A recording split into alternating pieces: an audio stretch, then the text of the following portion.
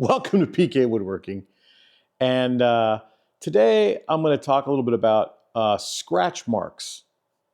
So I made a end grain cutting board and sanded it in the wide belt sander, which leaves sand marks on this cutting board. And getting them out is always a challenge. So I'm going to route the edges on this really quick. And then I'm going to set it up on this little system I've got here to clamp it. And I'm going to show you guys a new light I got that's a raking light or sanding inspection light. And hopefully we can see the scratches and see what we're up against. So hold please.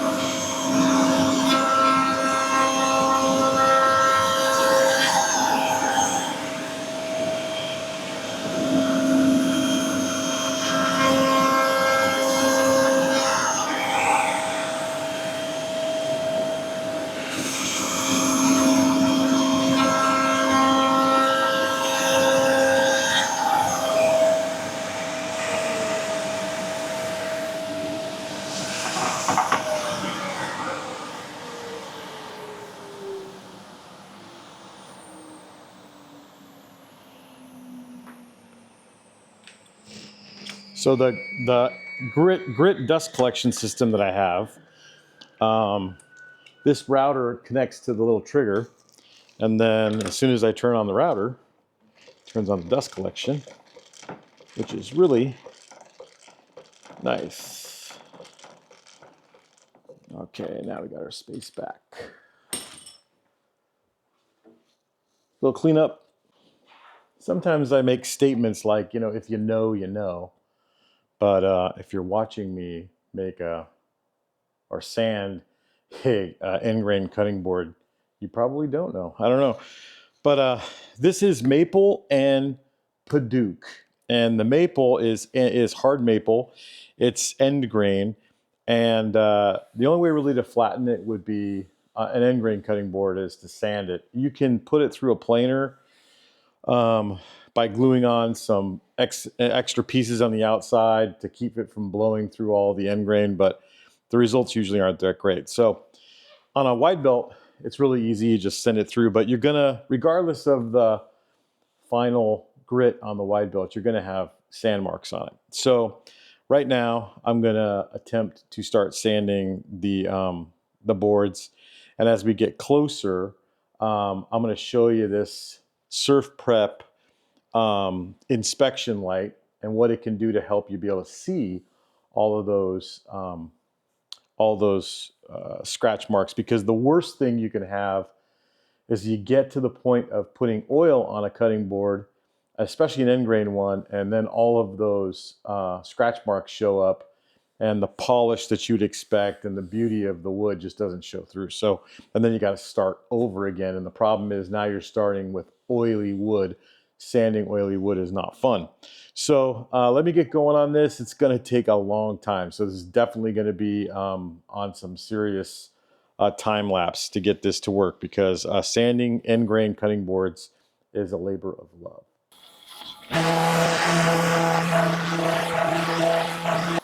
So usually I do that and then I'll pop the grain. So let's get a towel wet.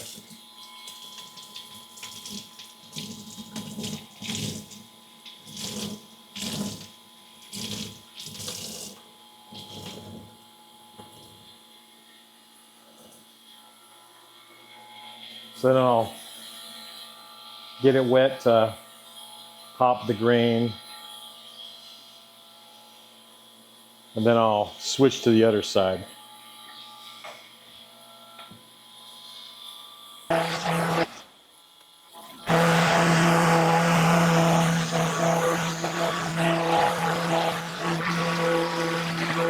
Now I hope you can see this on the camera, because it's hard to see if you can or not. But when you put this light across it, they call it a sanding inspection light. I always heard of that as a raking light. The light kind of rakes across the top of it, and it makes it really easy to see all of the scratch marks. The sander went in this direction, so you can see these scratch marks really simply. But if I turn this off, and I'm just looking into naked eye, and I have a lot of light in this shop, but you turn it off, it makes it a lot harder to see those scratches.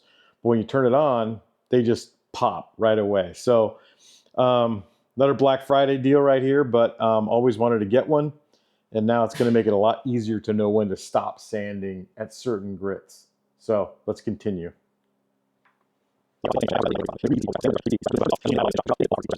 On a wide belt sander, the actual belt moves back and forth and oscillates as the sander is having the stuff go through.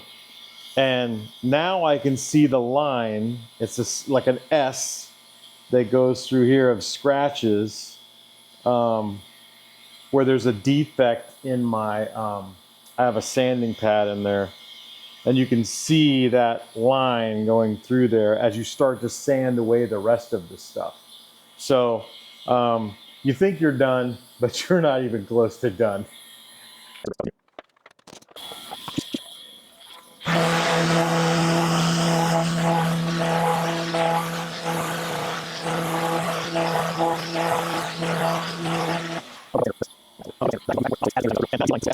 Look at it.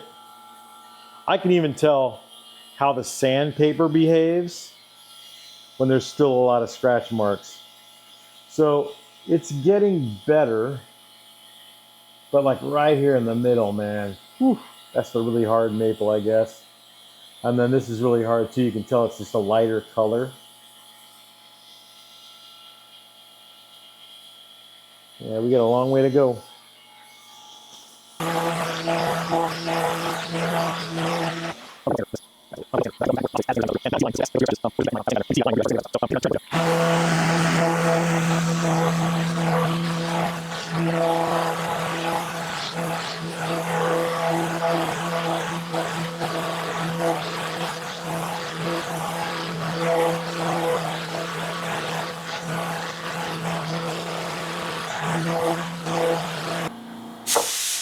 Okay, I'm good with that. So we're gonna go to 120. And you don't have to spend nearly as much time on 120. But then when I get to I'm gonna switch to the Ecosand sander, which is a 3x5. On the 3x5 sander, I'll end up spending a lot more time.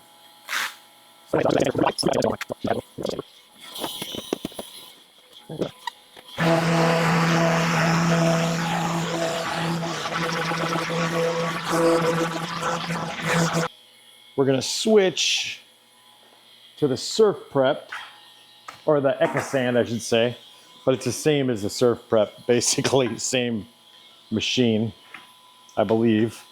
They look really similar at least.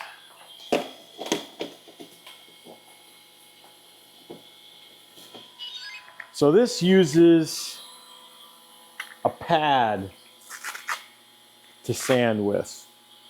So I start with fine, and I usually am done at very fine.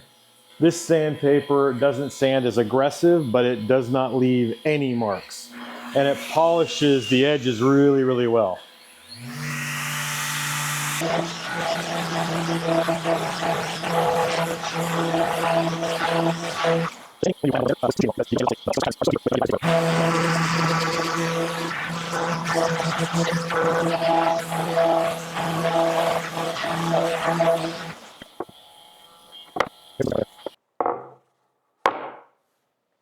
Yeah.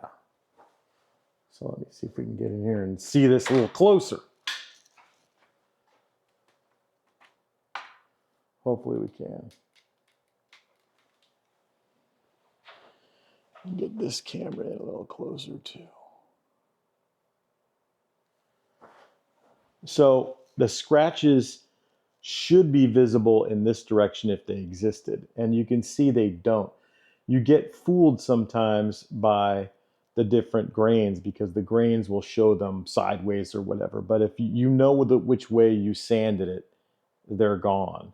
And I find that sander from EcoSand, I'm sure Surf Prep does the same exact thing when you're using the foam, that it just burnishes the wood almost like. So I haven't decided whether or not I'm going to put a juice groove in this or not and put handles in this or not. So I'm not ready to dip it.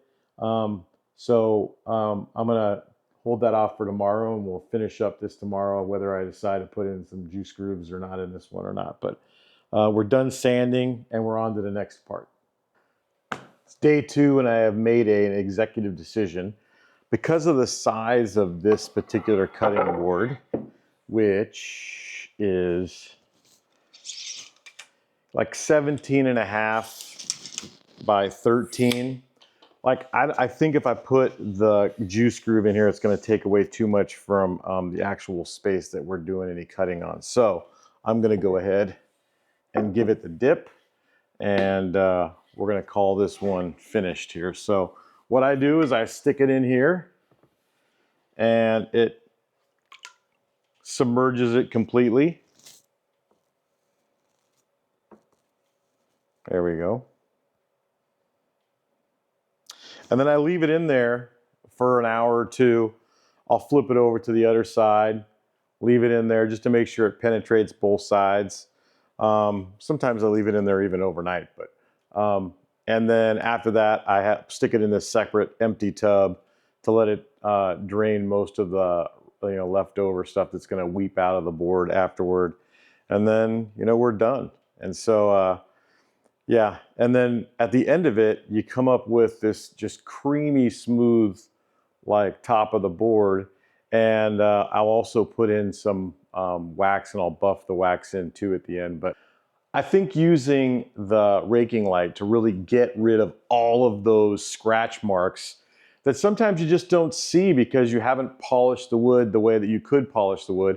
I really think that takes it from being just a regular cutting board to something special, something heirloom that if you give it to somebody or you sell it to somebody, that they're going to want to keep for a long time. And I don't want to make anything that's not like that. So anyways, I appreciate you for being on the video today and watching to the end if you did. If you really enjoyed what you watched and you haven't been subscribed already, subscribe.